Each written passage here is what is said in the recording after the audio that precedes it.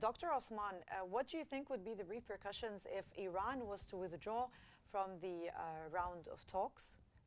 What would be the repercussions regarding maybe Israel, as you were just maybe starting to mention? And for Dr. Singer as well, I'd like to know what would be the repercussions regarding maybe the US if Iran was to withdraw from the table and from the negotiations. Shall we have Dr. Osman continue, and then I'll go back to Dr. Singer?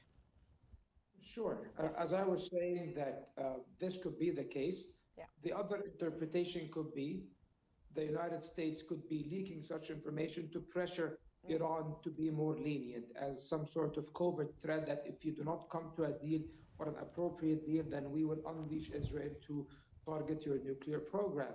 And this pushed Iran in return. Just a few hours ago, Abbas Araqji, the Minister of Foreign Affairs of Iran, said that he is not sure whether Iran will take part in the next session of negotiations. So there are indications that the negotiations might collapse or might be stalled or reach an actual impasse, that they might not continue or be delayed. And if this happens, of course, this will leave the Americans no other choice but to go for more escalation. This escalation, and of course, Israel will be more than happy to oblige and engage in such escalatory measures. The US will start with heightening sanctions and trying to tighten the grip around Iran. And Israel would, if they get the green light from the United States or the slightest sense of consent from the United States, they will attack and bomb nuclear facilities inside Iran. However, reports indicate that without US involvement, direct involvement, the Iranian nuclear program cannot be destroyed or even significantly diminished. So Israel on its own will not be able to destroy the nuclear program. And if they do undertake such a grave escalation and a violation of international law, of course, Iran will retaliate in turn and the region will sink into absolute chaos. I think the United States doesn't want that, and Iran doesn't want that. Israel, maybe that's a different case. They do want that. Well, Dr. Singer, are you aligning with Dr. Osman regarding the U.S. stance?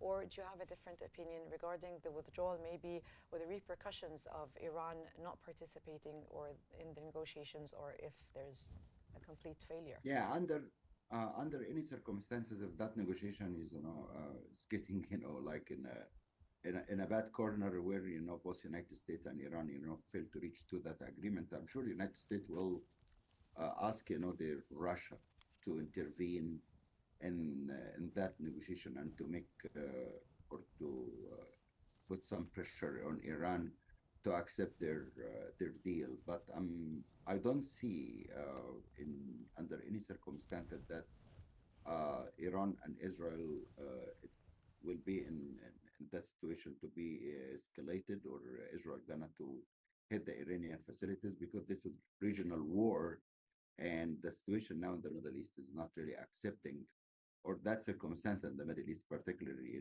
the Gulf states, plus the Turkey or the other major power in the Middle East will not accept that type of escalation between Israel and Iran. So I think Iran and United States will try to find, I would say, like the comfort zone where they can really pursue more negotiation. And the Iran, really, they had that experience long time ago, how to negotiate and buy the time over time.